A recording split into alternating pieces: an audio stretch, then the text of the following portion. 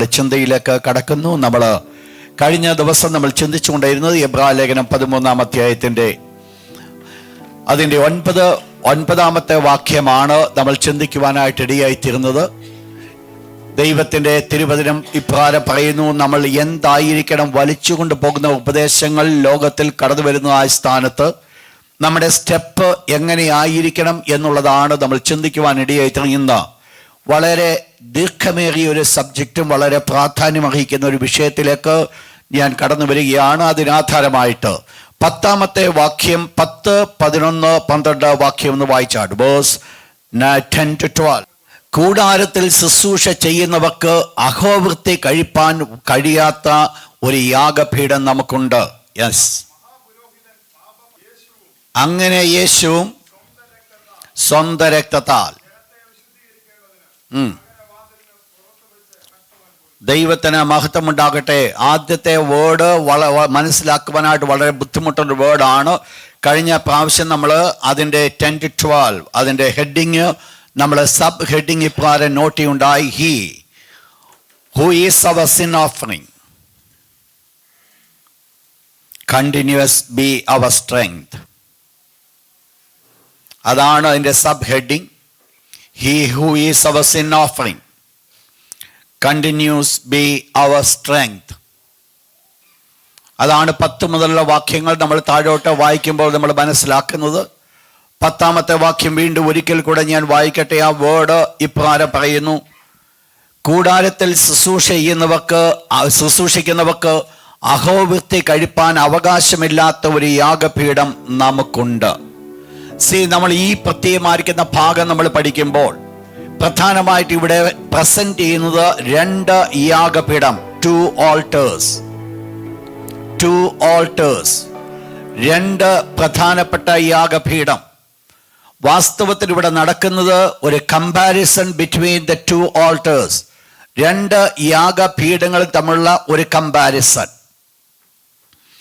അതിൽ നമ്മൾ ഇപ്പോൾ വായിച്ച വാക്യത്തിൽ നിന്നുകൊണ്ട് ഇപ്രകാരം പറയുന്നുണ്ട്: നമുക്ക് ഒരു യാഗപീഠമുണ്ട്. We have an altar. ഇവിടെ വി എന്ന് പറയുന്നത് പുതിയ നിയമസഭയെ കുറിച്ച് പറയുന്നു. നമുക്ക് ഒരു യാഗപീഠമുണ്ട്. അപ്പോൾ ആ യാഗപീഠം നമുക്കുള്ളതാണ്. For the believers, an altar for the believers, an altar for the believers. വിശ്വാസികൾക്കുള്ള ഒരു യാഗപീഠം. 2-ാമത്തെ യാഗപീഠത്തെ കുറിച്ച് അവിടെ പറയുന്നത്, അവിടെ പറയപ്പെടുന്ന വേർഡ് ഇപ്രകാരമാണ്: കൂടാരത്തിൽ ശുശ്രൂഷിക്കുന്നവർക്ക് അഹോവൃത്തി കഴിപ്പാൻ കഴിയാത്ത ഒരു അവകാശമില്ലാത്ത ഒരു യാഗപീഠം നമുക്കുണ്ട്. അപ്പോൾ കൂടാരത്തിൽ ശുശ്രൂഷിക്കുന്നവർക്ക് അഹോവൃത്തി ചെയ്യുവാൻ, ആ വേർഡ് പറയുന്നു, കൂടാരത്തിൽ ശുശ്രൂഷിക്കുന്നവർക്ക് അഹോവൃത്തി കഴിപ്പാൻ അവകാശമില്ലാത്തൊരു യാഗപീഠം. അപ്പോൾ കൂടാരത്തിൽ ശുശ്രൂഷിക്കുന്നു. നമുക്കറിയാം അതാരെ കുറിച്ച് പറയുന്നു. ഓൾഡ് ടെസ്റ്റ്മെന്റ് ഹൈ പ്രീസ്റ്റ്, പഴയ നിയമത്തിലെ പുരോഹിതന്മാരെ കുറിച്ച് പറയുന്നു. ഓൾഡ് ടെസ്റ്റ്മെന്റ് പ്രീസ്റ്റ്, പഴയ നിയമ പുരോഹിതന്മാരെ ചൂണ്ടിക്കാണിക്കുന്നു. എന്നാൽ എന്തില്ല എന്നാ പറയുന്നത്? അവർക്ക് അവകാശമില്ല.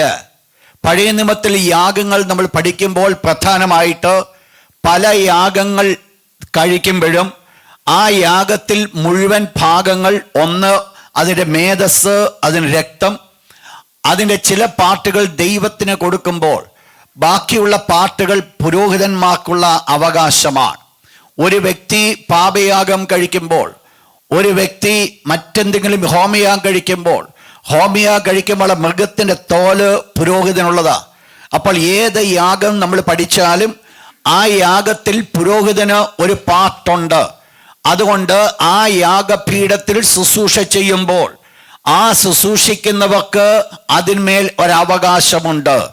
എന്നാൽ ഇവിടെ പറയുന്നു, ആ യാഗപീഠത്തിൽ ശുശ്രൂഷ ചെയ്യുന്നവർക്ക് അവകാശമില്ലാത്തൊരു യാഗപീഠമാണ് നമുക്കുള്ളത് എന്ന് പറഞ്ഞാൽ അവർക്ക് ഇതിനകത്ത് യാതൊരു അവകാശമില്ല.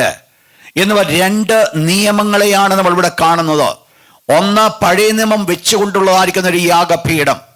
2, പുതിയ നിയമ സഭയുടെ ഒരു യാഗപീഠം. വേദപുസ്തകം നമ്മൾ പഠിക്കുമ്പോൾ നമ്മൾ മനസ്സിലാക്കണം, പഴയ നിയമത്തിന്റെ യാഗങ്ങളും യാഗപീഠങ്ങളും വരുവാനിരുന്നവയുടെ നിഴലായിട്ടാണ് ചൂണ്ടിക്കാണിച്ചിട്ടുള്ളത്. യാഗപീഠം അരുമനാഥനാകുന്ന യേശുവിനെ ചൂണ്ടിക്കാണിക്കുന്നു.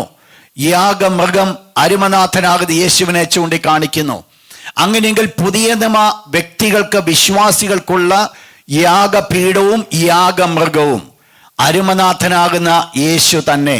Jesus Christ is the alter and the sacrifice. കർത്താവായ യേശുവാണ് നമുക്കുള്ള യാഗപീഠം.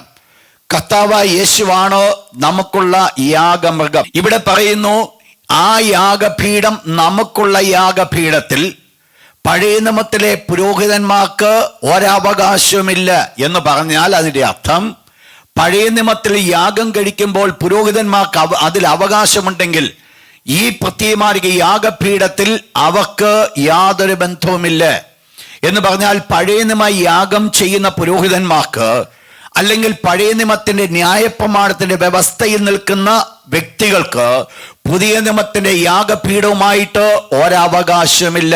There is no, ഒരു അവകാശവും അവർക്കില്ല. അവർക്ക് യാതൊന്നും അതിനകത്ത് ക്ലെയിം ചെയ്യുവാനില്ല. കാരണം രണ്ട് എൻറ്റയർ ലോയാണ്. ഒന്ന് പഴയ നിയമത്തിന്റെ പ്രമാണം, രണ്ട് പുതിയ നിയമത്തിന്റെ പ്രമാണം. അപ്പോൾ പുതിയ നിയമത്തിന്റെ പ്രമാണത്തിൽ നിൽക്കുന്ന നമുക്ക് ഒരു യാഗപീഠമുണ്ട്.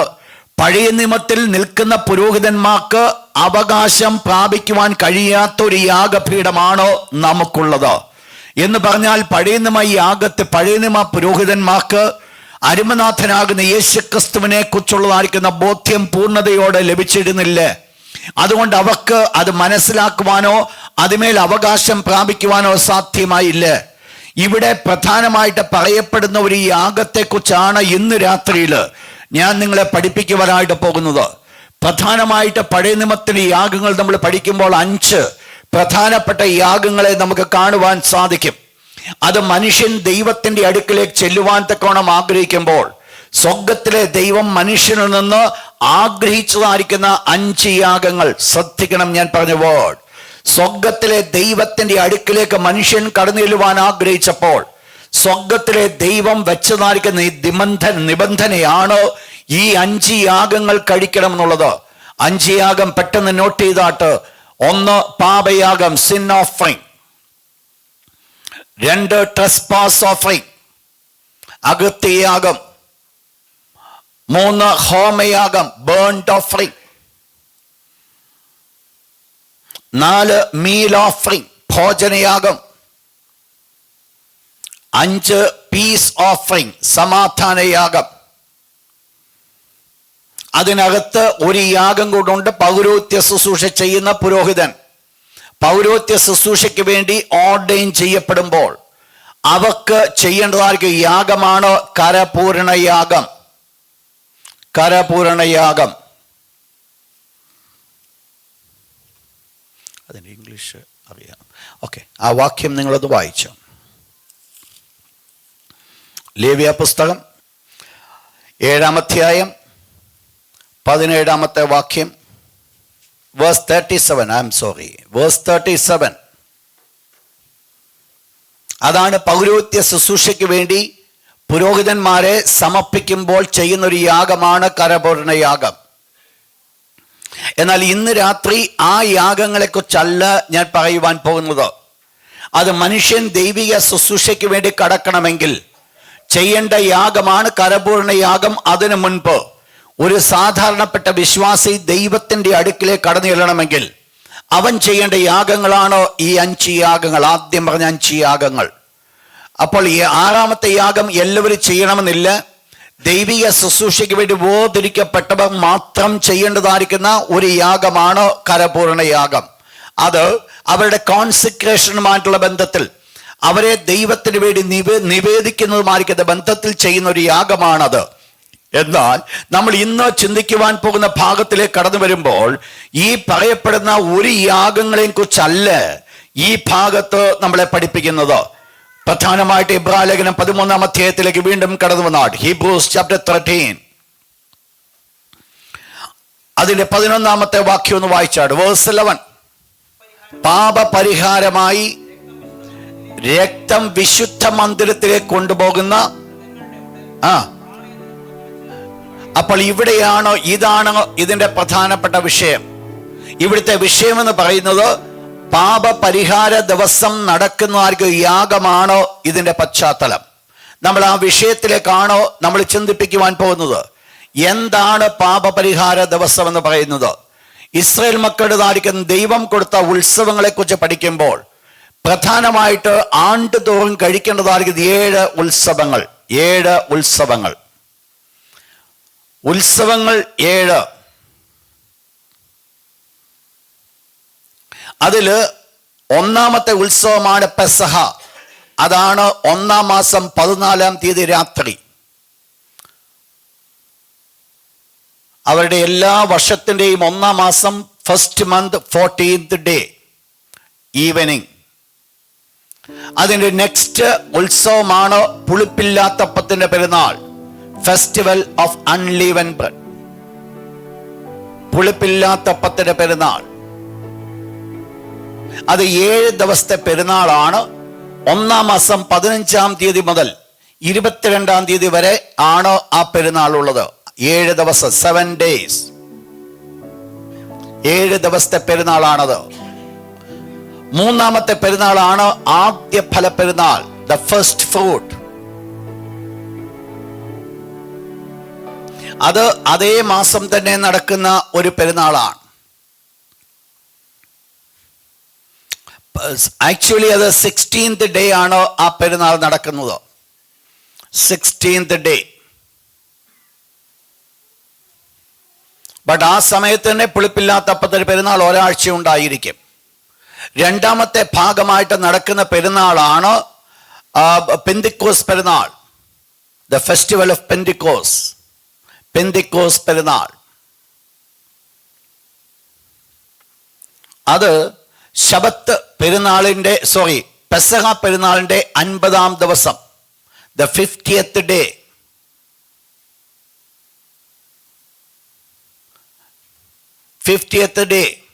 ശബത്തിന്റെ പിറ്റേന്നാൾ മുതൽ അത് സ്റ്റാർട്ട് ചെയ്യുന്നത് ദ ഫസ്റ്റ് ഫ്രൂട്ടിന്റെ സമയം മുതൽ, ആദ്യ ഫലപ്പെരുന്നാൾ. ശബത്തല്ല, ആദ്യ ഫലപ്പെരുന്നാൾ മുതൽ. ആദ്യ ഫലപ്പെരുന്നാളാണ് സൺഡേ നടക്കുന്നത്. അതാണ് ശബത്തിന്റെ പിറ്റേന്നാൾ.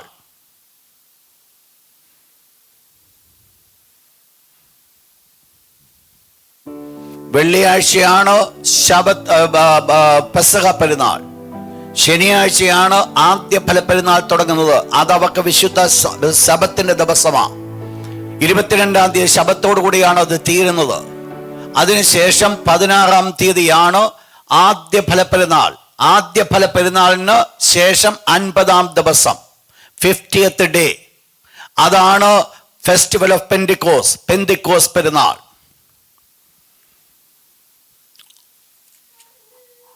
അതിനുശേഷം 7-ാം മാസം 1-ാം തീയതി കാഹളധ്വനി പെരുന്നാൾ, ഫെസ്റ്റിവൽ ഓഫ് ട്രംഫറ്റ്. കാഹളധ്വനി പെരുന്നാൾ, കാഹളധ്വനി പെരുന്നാൾ, ഫെസ്റ്റിവൽ ഓഫ് ട്രംഫറ്റ്. അത് 7-ാം മാസം 1-ാം തീയതി, 7th month 1st. 7-ാം മാസം 1-ാം തീയതി. 7-ാം മാസം 10-ാം തീയതി മഹാപാപപരിഹാര പെരുന്നാൾ, ഫെസ്റ്റിവൽ ഓഫ് അറ്റോൺമെന്റ്. മഹാപാപപരിഹാര പെരുന്നാൾ, ഫെസ്റ്റിവൽ ഓഫ് അറ്റോൺമെന്റ്.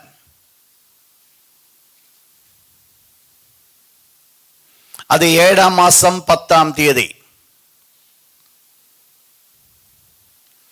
അവസാനത്തെ പെരുന്നാളാണ് കൂടാര പെരുന്നാൾ, festival of tabernacle. Festival of tabernacle അത് 7 ദിവസത്തെ പെരുന്നാളാണ്. 7-ാം മാസം 15-ാം തീയതി തുടങ്ങുന്നു. 7th month 15th onwards. 7 ദിവസമാണ് ആ പെരുന്നാൾ.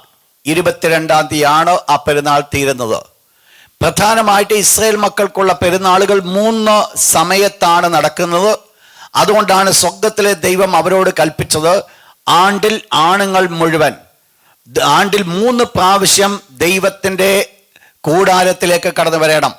അപ്പോൾ ഈ കൂടാരത്തിലേക്ക് കടന്നു വരുന്ന 3 പ്രാവശ്യം എന്ന് പറയുന്നത് ഈ ഉത്സവങ്ങളുമായുള്ള റിലേഷനിലായിരിക്കും. അതാണ് അവിടുത്തെ പ്രധാനപ്പെട്ട ഉത്സവം. നമ്മൾ ഇന്ന് ചിന്തിക്കുവാൻ പോകുന്ന വിഷയം എന്ന് പറയുന്നത് 7-ാം മാസം 10-ാം തീയതി നടക്കുന്ന പാപപരിഹാര പെരുന്നാൾ. നമ്മൾ ഇന്ന് അതിനെക്കുറിച്ചാണ് ചിന്തിക്കുവാൻ പോകുന്നത്. പാപപരിഹാര പെരുന്നാൾ.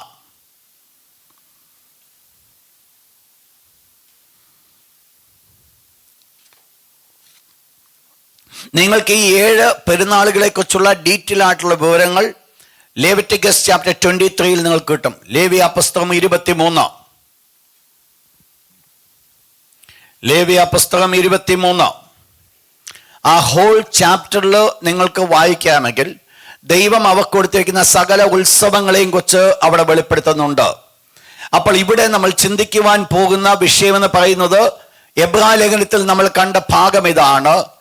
ആണ്ടുതോറും എന്ത് ചെയ്യുന്നു? മഹാപുരോഹിതൻ പാപപരിഹാരമായി രക്തം വിശുദ്ധ മന്ദിരത്തിലേക്ക് കൊണ്ടുപോകുന്ന മൃഗങ്ങളുടെ ഉടൽ. അപ്പോൾ ഇവിടുത്തെ വിഷയമെന്ന് പറയുന്നത് മഹാപാപപരിഹാര പെരുന്നാൾ ദിവസം പുരോഹിതൻ ചെയ്യുന്ന യാഗമാണ് ഇവിടുത്തെ പശ്ചാത്തലം. എബ്രായ ലേഖനം 13-ാം അധ്യായം നമ്മളെ പഠിപ്പിക്കുന്ന ഭാഗമെന്ന് പറയുന്നത് പാപയാഗമോ അകൃത്യയാഗമോ ഭോജനയാഗമോ ഹോമയാഗമോ സമാധാനയാഗമോ കരപൂർണയാഗത്തെക്കുറിച്ചല്ല, പിന്നെയോ അവരുടെ ഒരു ഉത്സവമായിരിക്കുന്ന ബന്ധത്തിൽ 7-ാം മാസം 10-ാം തീയതി നടക്കുന്ന ഉത്സവമായിരിക്കുന്ന ബന്ധത്തിൽ നടക്കുന്ന ഒരു യാഗമാണ് ഇതിൻ്റെ പശ്ചാത്തലം. പ്രധാനമായിട്ട് ഈ പ്രത്യേകമായിരിക്കുന്ന ഉത്സവത്തിൽ നടക്കുന്ന യാഗത്തെ വേദപുസ്തകത്തിൽ 3 ഭാഗങ്ങളിലാണ് ചൂണ്ടിക്കാണിച്ചിരിക്കുന്നത്. in 3 different portions. ആ 3 ഭാഗങ്ങൾ നമ്മൾ പഠിക്കുമ്പോൾ മാത്രമേ അത് ഡീറ്റെയിൽ ആയിട്ട് നമുക്ക് അതിൻ്റെ വിഷയം മനസ്സിലാക്കുവാനായിട്ട് സാധിക്കുള്ളൂ. in 3 different portion. The first portion നമ്മൾ കാണുന്നത് സെർമോണിയൽ ഇൻ ഡീറ്റെയിൽ. അത് എങ്ങനെയാണ് ആചരിക്കണം എന്നുള്ളത് ഡീറ്റെയിൽ ആയിട്ട് വിവരിച്ചിരിക്കുന്ന ഒരു ചാപ്റ്ററാണ് ലെവിറ്റിക്കസ് ചാപ്റ്റർ 16. ലേവ്യ പുസ്തകം 16-ാം അധ്യായം, ലെവിറ്റിക്കസ് ചാപ്റ്റർ 16. ആ ഹോൾ ചാപ്റ്റർ വെളിപ്പെടുത്തുന്നത് മഹാപാപപരിഹാര പെരുന്നാൾ ദിവസം പുരോഹിതൻ ചെയ്യുന്ന ഒരു യാഗത്തെ കുറിച്ചാണ് അവിടെ ചൂണ്ടിക്കാണിക്കുന്നത്. രണ്ടാമത് ഇത് വെളിപ്പെടുത്തിയിരിക്കുന്നത് how the people were to act. എങ്ങനെയായിരിക്കണം ജനം അതിൽ എങ്ങനെയാണോ അതിൽ പ്രതികരിക്കേണ്ടത് എന്നുള്ളതാണ് അവിടെ വെളിപ്പെടുത്തുന്നത്. ആ ഭാഗം നമ്മൾ കാണുന്നത് Leviticus chapter 23. Leviticus chapter 23 verse 26 to 32. എങ്ങനെയായിരിക്കണം ജനം ഇത് ആചരിക്കേണ്ടത്, ജനത്തിൻ്റെ റെസ്പോൺസിബിലിറ്റി, ജനം ചെയ്യേണ്ട വിധങ്ങൾ. മൂന്നാമത്തെ ഭാഗം അത് സാക്രിഫൈസ് ആനിമൽ, യാഗം കൊടുക്കുന്ന മൃഗങ്ങളെക്കുറിച്ചുള്ള വിവരം. Numbers chapter 29 verse 7 to 11.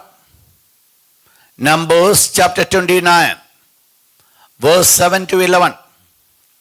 അപ്പോൾ മഹാപാപ പരിഹാര ദിവസം നടക്കുന്നതായിരിക്കുന്ന ഉത്സവത്തിൻ്റെ പ്രാധാന്യത അത് വെളിപ്പെടുത്തുന്ന 3 ഭാഗങ്ങൾ അതിൻ്റെ ലേവ്യ പുസ്തകം 16-ാം അധ്യായം ഹോൾ ചാപ്റ്റർ ഇൻ ഡീറ്റെയിൽ ആയിട്ട് ആ വിഷയം വെളിപ്പെടുത്തുന്നു. അത് എങ്ങനെയാണ് അതിൻ്റെ പ്രൊസീഡിങ്സ് എന്നുള്ളതാണോ അവിടുത്തെ വിവരം.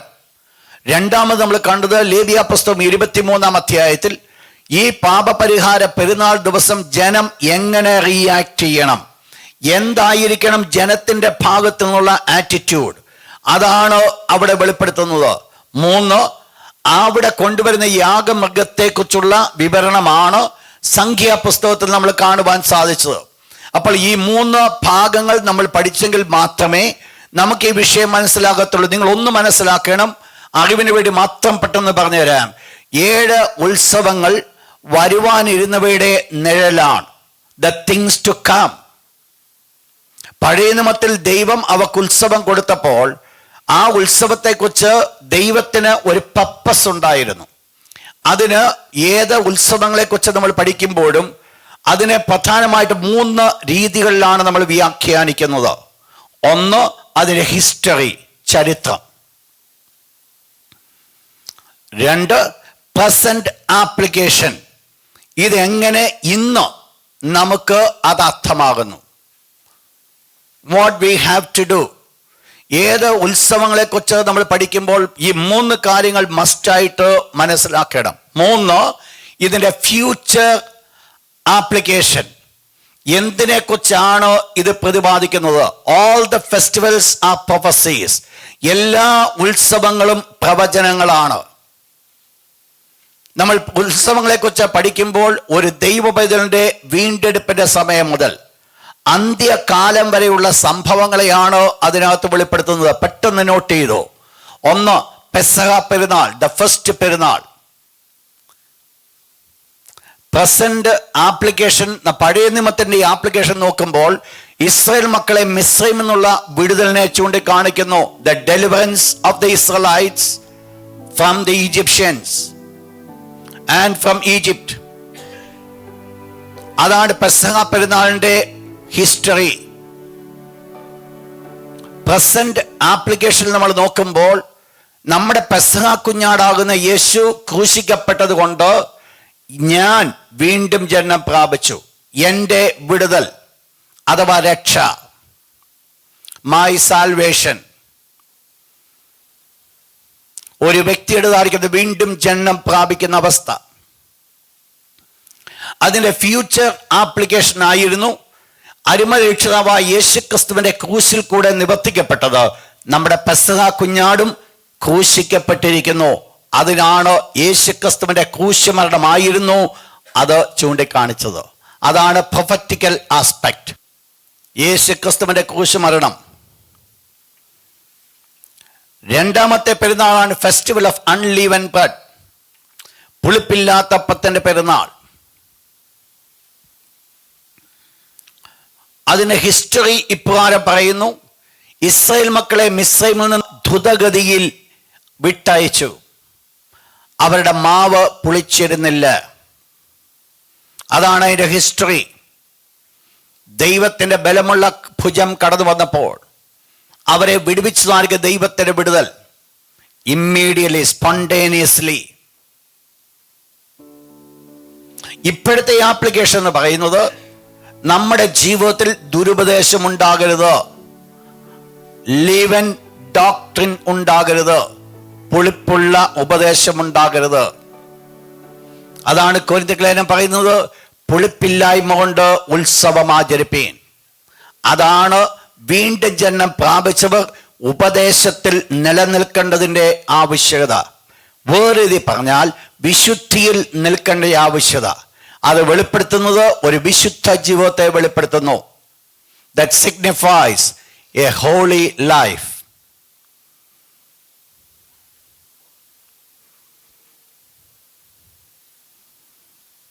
അതിൻ്റെ ഫ്യൂച്ചർ പ്രൊഫസി ആയിരുന്നു അരുമനാഥനാകുന്ന യേശുക്രിസ്തുവിന്റെ ക്രൂശ് മരണത്തിൽ കൂടെ നമുക്ക് ലഭ്യമായത്.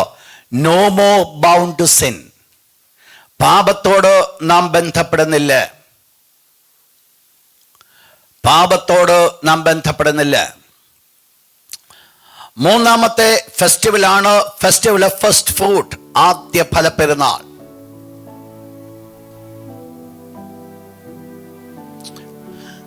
ആദ്യത്തെ 2 ഉത്സവങ്ങൾ അവർ മിസ്രൈമിൽ വെച്ച് ആചരിച്ചതായിരിക്കുമ്പോൾ ഈ പറയപ്പെടുവാൻ പോകുന്ന ബാക്കി സകല ഉത്സവങ്ങളും മരുഭൂ പ്രയാണത്തിൽ വെച്ചല്ല അവർ ആചരിച്ചത്. അവർ വാഗ്ദത്ത ദേശത്ത് ചെന്നതിന് ശേഷമാണ് ആചരിച്ചത്. ആദ്യത്തെ, ഇത് ശ്രദ്ധിക്കണം, വേർഡ്. ആദ്യത്തെ 2 ഉത്സവങ്ങൾ മിസ്രൈമിൽ വെച്ചാണ് അവരെ ആചരിച്ചത്. മിസ്രൈമിന്റെ അധീനതയിൽ ഇരിക്കുമ്പോൾ തന്നെയാണ്, മിസ്രൈം ദേശത്തിരിക്കുമ്പോഴാണ് അവർ ആചരിച്ചത്. എന്നാൽ ഇനിയും പറയുവാൻ പോകുന്ന 5 ഉത്സവങ്ങളും മിസ്രൈമിൽ വെച്ചോ ഇവരുടെ മരുഭൂ പ്രയാണത്തിൽ വെച്ചോ അല്ല ഇവർ ആചരിക്കുന്നത്. പിന്നെയോ ദൈവം വാഗ്ദത്തം ചെയ്ത വാഗ്ദത്ത ദേശത്ത് എത്തിയതിനു ശേഷം. അപ്പോൾ എത്തിയതിനു ശേഷം എന്ത് സംഭവിക്കുന്നു? ആ ദേശത്ത് എത്തുമ്പോൾ നിങ്ങൾക്കറിയാം, അവർ വാഗ്ദത്ത ദേശത്ത് എത്തുമ്പോൾ ആ ദേശം വിളഞ്ഞു കിടക്കുക. ആ വിളവാണ് അവർ അനുഭവിച്ചത് എന്ന് പറഞ്ഞാൽ ഗാഡ് പ്രൊവൈഡഡ് ദം. അവരുടെ കൈകൊണ്ട് അധ്വാനിക്കാത്തത് ദൈവം അവർക്ക് വേണ്ടി പ്രൊവൈഡ് ചെയ്തു. ദൈവം കൊടുത്ത പ്രൊവിഷനെയാണ് അവിടെ കാണുന്നത്. എന്താണ് ആദ്യ ഫലം വെളിപ്പെടുത്തുന്നത്? ഒരു കാര്യം മനസ്സിലാക്കണം. ആദ്യ ഫലം വെളിപ്പെടുത്തുന്നത് മറ്റ് അനേക ഫലങ്ങൾ റിമെയിൻ ചെയ്യുന്നുവെന്നുള്ളതാ. ഇറ്റ്സ് ഓൺലി എ പാർട്ട് മാത്രമാണ് ദ ഫസ്റ്റ് ഫ്രൂട്ട്. അതിൻ്റെ ഹോൾ അല്ല ഫസ്റ്റ് ഫ്രൂട്ട്. ഒരു വലിയ അനുഗ്രഹത്തിൻ്റെ അതിൽ നിന്ന് ആദ്യത്തേതാണ് ഇത് ഫസ്റ്റ് പാർട്ട് എന്ന് പറയുന്നത്. അങ്ങനെയെങ്കിൽ അത് ഒരു കാര്യം സിംബലൈസ് ചെയ്യുന്നു. ഒരു റിച്ച് അനുഗ്രഹമാണ് പെൻഡിങ്ങിൽ കിടക്കുന്നത്. There is a lot of blessings. അപ്പോൾ ആദ്യത്തെ കറ്റയാണ് ഇസ്രായേൽ മക്കള് ദൈവസന്നിധാനത്തിൽ കൊണ്ടുവരുന്നത്. അതാണ് അവരുടെ ജീവിതത്തിൽ ചെയ്യേണ്ടത്. ഇതാണ് അതിൻ്റെ ചരിത്ര പശ്ചാത്തലം. അതിൻ്റെ പ്രവചന പശ്ചാത്തലം എന്ന് പറയുന്നത് ആദ്യ ഫലം ഉയർത്തെഴുന്നേറ്റ യേശു ക്രിസ്തു, Jesus Christ, the first resurrected. ആദ്യ ഫലം ക്രിസ്തു. ഇതാണ് 1 Corinthians chapter 15 verse 24 onwards പറയുന്ന വാക്യങ്ങൾ. ആദ്യ ഫലം ക്രിസ്തു, മരിച്ചവരിൽ നിന്ന് ഉയർത്തെഴുന്നേറ്റ ആദ്യ ഫലം. അത് കർത്താവായ യേശു ക്രിസ്തുവിന്റെ ഉയർത്തെഴുന്നേൽപ്പിനെ ചൂണ്ടിക്കാണിക്കുന്നു. The resurrection of Jesus Christ. അത് വെളിപ്പെടുത്തുന്നു. തുടർന്ന് ഒരു വലിയ കൂട്ടം ഉയർത്തെഴുന്നേൽക്കുവാൻ പോകുന്നുവെന്നുള്ളത് അത് വെളിപ്പെടുത്തുന്നു. പ്രാക്ടിക്കൽ ആസ്പെക്റ്റിൽ നമ്മൾ കാണുന്നത് ഇത് തന്നെയാണ്. എൻ്റെ യേശു ഉയർത്തെഴുന്നേറ്റു എന്നുള്ളത്. Jesus Christ is resurrected. നാലാമത്തെ പെരുന്നാളാണ് പെന്തിക്കോസ് പെരുന്നാൾ. പെന്തിക്കോസ് പെരുന്നാൾ. ആ പെരുന്നാളിന്റെ പ്രത്യേകത എന്ന് പറയുന്നത് ഇസ്രായേൽ മക്കളുടെ ജീവിതത്തിൽ അവരെ മിസ്രൈമിൽ നിന്ന് വിടുവിച്ചുകൊണ്ട് വന്നതിന് ശേഷം സീനായ് മലയിൽ കടന്നു വന്നിട്ട് ദൈവത്തിന്റെ പ്രത്യക്ഷത വെളിപ്പെടുത്തിയതാണ് ദ 50th ഡേ. അപ്പോൾ സീനായ് മലയിലുള്ള ദൈവത്തിന്റെ പ്രസൻസ്, ദൈവം മനുഷ്യന്റെ നടുവിലേക്ക് കടന്നു വന്ന ഹിസ് ചരിത്രം, അതാണ് 50th ഡേ. ദൈവം സീനായ് മലയിൽ ഇസ്രായേൽ മക്കളുടെ നടുവിലേക്ക് കടന്നു വന്നത് 50th ഡേ, 50-ാം ദിവസം. അതിന്റെ പ്രവചന ആസ്പെക്റ്റ് ആണ് പെന്തിക്കോസ് നാളിൽ പരിശുദ്ധാത്മാവ് ഭൂമിയിലേക്ക് കടന്നു വന്നത്. On the New Testament believers, the baptism of the Holy Spirit. പുതിയ നിയമവിശ്വാസികൾക്ക് ലഭിച്ചതായിരിക്കുന്ന പരിശുദ്ധാത്മാവിന്റെ അഭിഷേകം, അതാണ് 50th ഡേ. പെന്തിക്കോസ് നാൾ കടന്നു വന്നപ്പോൾ അവരെല്ലാവരും കൂടിയിരുന്നിടത്ത് ഒരു കൊടിയ കാറ്റടിക്കുവാനായിട്ട് കാരണമായി തീർന്നു. അപ്പോൾ അത് വെളിപ്പെടുത്തുന്നത് 50th ഡേ വെളിപ്പെടുത്തുന്നത് ദൈവത്തിന്റെ പരിശുദ്ധാത്മാവ് ഭൂമിയിലേക്ക് കടന്നു വന്നത്. നിങ്ങൾ ചിന്തിക്കണം, ഒള്ളി അനോയിന്റിങ് എന്നല്ല, ആ ദിവസമാണ് പരിശുദ്ധാത്മാവ് ഭൂമിയിലേക്ക് കടന്നു വന്നത്. Now the Holy Spirit is on the earth. അതിനു മുൻപ് പരിശുദ്ധാത്മാവ് സ്വർഗത്തിൽ. എന്നാൽ പെന്തിക്കോസ് നാൾ കടന്നു വന്ന സമയം മുതൽ പരിശുദ്ധാത്മാവ് ഈ ഭൂമിയിലാണ്. ഇന്ന് പരിശുദ്ധാത്മാവ് സ്വർഗത്തിലല്ല. അരുമനാഥനാകുന്ന യേശു മധ്യാകാശത്ത് കടന്നു വരുമ്പോൾ പരിശുദ്ധാത്മാവിന് ഇപ്പോൾ ഈ ഭൂമിയിൽ ചെയ്യേണ്ട ഒരു ജോലിയുണ്ട്. ആ ജോലി എന്ന് പറയുന്നത് പ്രിപ്പയറിംഗ് ദ ബ്രൈഡ്, മണവാട്ടിയെ ഒരുക്കിക്കൊണ്ടിരിക്കുക. അതാണ് പരിശുദ്ധാത്മാവ് ചെയ്യുന്ന ജോലി. The work of the Holy Spirit is preparing the bride for the bridegroom. മണവാളൻ കടന്നു വരുന്നതിന് മുമ്പായിട്ട് മണവാളിനെ എതിരേൽക്കുവാൻ തക്കവണ്ണം മണവാട്ടി ഒരുക്കിക്കൊണ്ടിരിക്കുക. That's what Holy Spirit does. അതാണ് പരിശുദ്ധാത്മാവ് ഇപ്പോൾ ചെയ്തുകൊണ്ടിരിക്കുന്നത്. അപ്പോൾ ഇത് പെന്തിക്കോസ് പെരുന്നാൾ പറയുമ്പോൾ നമ്മൾ മനസ്സിലാക്കണം, ഹോളി സ്പിരിറ്റ് ഭൂമിയിലേക്ക് വന്നതാണ് ദ 50th ഡേ. അഭിഷേകം മാത്രമല്ല വിഷയം, ഹോളി സ്പിരിറ്റ് നൗ. ഇന്ന് പരിശുദ്ധാത്മാവ് ഈ ഭൂമിയിൽ, സ്വർഗത്തിലല്ല. പഴയ നിയമത്തിൽ പിതാവാം ദൈവം മനുഷ്യരുമായിട്ട് ബന്ധപ്പെട്ടപ്പോൾ പുത്രനാം ദൈവവും പരിശുദ്ധാത്മാവാം ദൈവവും സ്വർഗത്തിലായിരുന്നു. പുത്രനാം ദൈവം ഈ ഭൂമിയിൽ കടന്നു വന്നപ്പോൾ പിതാവാം ദൈവവും പരിശുദ്ധാത്മാവാം ദൈവവും സ്വർഗത്തിലായിരുന്നു. പരിശുദ്ധാത്മാവാം ദൈവം ഭൂമിയിൽ കടന്നു വന്നപ്പോൾ പിതാവാം ദൈവവും പുത്രനാം ദൈവവും സ്വർഗത്തിൽ ഇപ്പോൾ ആയിരിക്കുന്നു. അപ്പോൾ ഇതാണ് മനുഷ്യന്റെ പ്രവൃത്തിയുമായിരിക്കുന്ന ബന്ധത്തിൽ ദൈവത്തിന്റെ തൃത്വത്തിന്റെ പ്രവർത്തനങ്ങൾ. മുൻപോട്ട് ഞാൻ കടന്നു പോകട്ടെ. അപ്പോൾ ഇവിടെ വെളിപ്പെടുത്തുന്നത് പരിശുദ്ധാത്മാവ് ഈ ഭൂമിയിൽ കടന്നു വന്നതാണ് ദ 50th ഡേ. അതിന്റെ അനുഭവങ്ങളാണ് പുതിയ നമ്മ വിശ്വാസികൾ അനുഭവിച്ചു കൊണ്ടിരിക്കുന്നത്. വാഗ്ദത്തം നിങ്ങൾക്കും നിങ്ങളുടെ മക്കൾക്കും ദൂരസ്ഥന്മാരായി നമ്മുടെ പിതാവ് വിളിച്ചു വരുത്തുന്ന ഏവർക്കുമുള്ളത് നാം ഒക്കെ അനുഭവിച്ചു കൊണ്ടിരിക്കുന്ന the anointing of the Holy Spirit. അതാണ് പ്രാക്ടിക്കൽ ആപ്ലിക്കേഷൻ. നെക്സ്റ്റ് 5ാമത്തെ പെരുന്നാൾ കാഹളധ്വനി പെരുന്നാൾ, the festival of trumpet. Festival of trumpet Israel മക്കൾക്ക് അത് മനസ്സിലാകുന്നത് ശത്രുക്കളുമായി യുദ്ധം ചെയ്യുമ്പോൾ ദൈവം കൊടുത്തൊരു വാഗ്ദത്തമാണ് അവർ ഓർക്കുന്നത്. കാഹളം ധ്വനിപ്പിക്കുമ്പോൾ ദൈവം കടന്നു വന്ന് അവർക്ക് വേണ്ടി യുദ്ധം ചെയ്യുന്നു. പുതിയ നമ്മ വിശ്വാസികൾ ഇന്ന് പ്രാക്ടിക്കൽ ആസ്പെക്റ്റിൽ എടുക്കുന്നത്, ഇന്ന് കാഹളം എന്ന് പറയുന്നത് വിശുദ്ധ വചനമാണ്, വാഗ്ദത്തമാണ്. നമ്മളത് ഏറ്റെടുക്കുമ്പോൾ ദൈവത്തെ നാം ഓർപ്പിക്കുന്നു. വരുവാൻ പോകുന്ന പ്രൊഫസി എന്ന് പറയുന്നത് ദൈവം ആ ഉപദ്രവ കാലത്തിൽ ഇസ്രായേൽ മക്കൾ ലോകത്തിന്റെ പല ഭാഗത്തേക്ക് ചിതറപ്പെടുമ്പോൾ അരുമനാഥനാകുന്ന യേശു ചെയ്യുവാൻ പോകുന്ന ഒരു കാര്യമാണ് തൻ്റെ കാഹളം ധ്വനിപ്പിച്ചുകൊണ്ട് ലോകത്തിന്റെ പല ഭാഗത്ത് കിടക്കുന്ന ഇസ്രായേൽ മക്കളെ ഒരുമിച്ച് ഇസ്രായേലിൽ കൂട്ടുന്നതിനെയാണ് അതിന്റെ പ്രൊഫറ്റിക്കൽ ആസ്പെക്ട്. Prophetical aspect. ഉപദ്രവ കാലത്തിൽ ഇസ്രായേൽ മക്കൾ ക്രിസ്തുവിന്റെ ഭരണം മുഖാന്തരമായിട്ട് ലോകത്തിന്റെ പല ഭാഗത്തേക്ക് ചിതറപ്പെട്ടു പോകും. എന്നാൽ അപ്രകാരമുള്ളവരെ ദൈവം തൻ്റെ കാഹളം ധ്വനിപ്പിച്ചുകൊണ്ട് മടക്കി ജെറുസലേമിലേക്ക് കൊണ്ടുവരുന്ന ഒരു സമയമാണോ ഇതിനെ ചൂണ്ടിക്കാണിക്കുന്നത്. മഹാകാഹളധ്വനി പെരുന്നാൾ. കാഹളം ധ്വനിപ്പിക്കുന്നത് പ്രധാനമായിട്ട് 2 കാര്യത്തിന്. ഒന്ന് പുറപ്പാടിന്, 2 ഒരുമിച്ച് കൂട്ടേണ്ടതിന്. 6ാമത്തെ പെരുന്നാളാണ് മഹാപാപ പരിഹാര പെരുന്നാൾ. മഹാപാപ പരിഹാര പെരുന്നാൾ ഇത് ഇസ്രായേൽ മക്കൾ അർപ്പിക്കേണ്ടതിന്റെ വിഷയമെന്ന് പറയുന്നത്, അവരുടെ നടുവിൽ ദൈവത്തിന്റെ സമാഗമന കൂടാരം വന്നിരിക്കുമ്പോൾ വിശുദ്ധനായിരിക്കുന്ന ദൈവത്തിന്റെ കൂടാരം അശുദ്ധിയുടെ നടുവിലായിരിക്കുന്നു. കാരണം മനുഷ്യൻ എത്ര വിശുദ്ധനായിരുന്നാലും ദൈവം എക്സ്പെക്ട് ചെയ്യുന്ന വിശുദ്ധിയിലേക്ക് കടന്നു വരുന്നില്ല.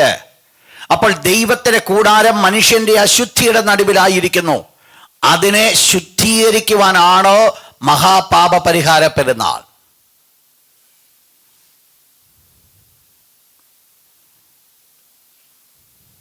മഹാപാപ പരിഹാര പെരുന്നാൾ അതിൻ്റെ ആത്മീയ വശമെന്ന് പറയുന്നത്, അരുമനാഥനാകുന്ന യേശു ഇപ്രകാരം പറയുന്നുണ്ടായി, യെരൂശലേമേ യെരൂശലേമേ, കോഴി തൻ്റെ കുഞ്ഞുങ്ങളെ ചേർങ്കിടി ചേർക്കുന്ന പോലെ നിങ്ങളെ എത്ര വട്ടം ചേർത്ത് കൊള്ളുവാൻ എനിക്ക് മനസ്സായിരുന്നു, നിങ്ങൾക്കോ മനസ്സായില്ല. എന്നിട്ട് പറയുന്നത്, എൻ്റെ നാമത്തിൽ വരുന്നവൻ വാഴ്ത്തപ്പെട്ടവൻ എന്ന് നിങ്ങൾ പറയുവോളോ, നിങ്ങൾ ഇനി എന്നെ കാണുകയില്ല. അപ്പോൾ എന്താ ഇവിടെ സംഭവിക്കുവാൻ പോകുന്നത്? ഇസ്രായേൽ മക്കൾ വാസ്തവത്തിൽ അരുമനാഥനാകുന്ന യേശുവിനെ വാഴ്ത്തപ്പെട്ടവൻ എന്ന് പറയണമെങ്കിൽ അവരുടെ സമൃദ്ധിയിൽ കൂടെ നടത്തിയാൽ പറ്റത്തില്ല, അവരെ കഷ്ടതയിൽ കൂടെ നടത്തണം. ആ കഷ്ടതയായിരിക്കും ഉപദ്രവ കാലത്ത് ആന്റി ക്രൈസ്റ്റ് മുഖാന്തരമായിട്ട് അവർക്ക് അനുഭവിക്കേണ്ടതായിട്ട് വരുന്നത്. ആ സമയത്താണ് സഖരിയ പ്രവചനത്തിന്റെ നിവർത്തീകരണം നടക്കുന്നത്. ഏകജാതനെ കുറിച്ച് വിലപിക്കുന്നത് പോലെ അവർ അവനെ കുറിച്ച് വിലപിക്കും. ഇതാണ് ആ സമയത്താണ് അരുമനാഥനാകുന്ന യേശുവിനെ കുറിച്ച് ഇസ്രായേൽ മക്കൾ വിലപിക്കുവാൻ പോകുന്നത്.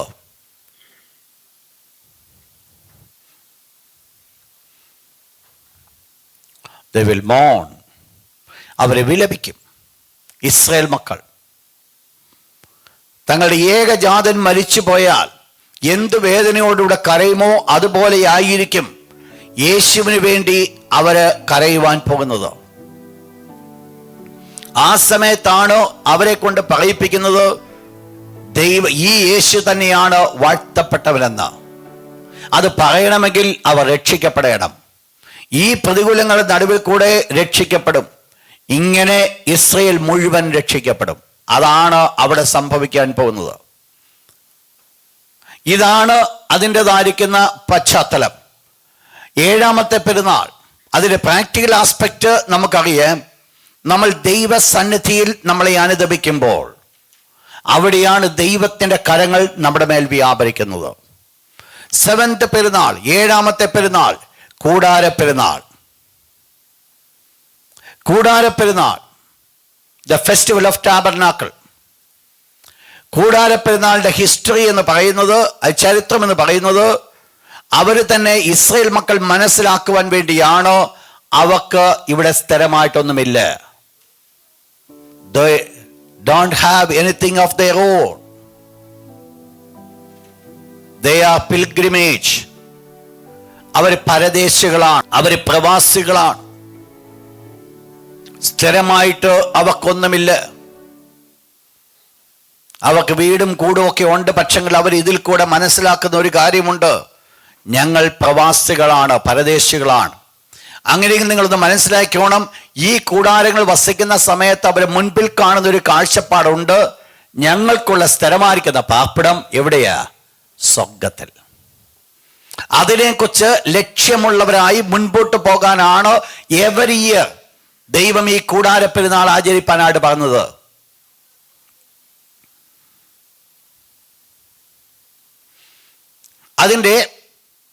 അതിൻ്റെതായിരിക്കുന്ന പ്രൊഫറ്റിക്കൽ ആസ്പെക്ട്, പ്രവചനത്തിന്റെ നിവർത്തീകരണം എന്ന് പറയുന്നത്, നിത്യതയിലേക്ക് കടന്നു വരുമ്പോൾ പുതിയ ആകാശം പുതിയ ഭൂമിയും ഈ ഭൂമിയിലേക്ക് കടന്നു വരുന്ന സമയത്ത്,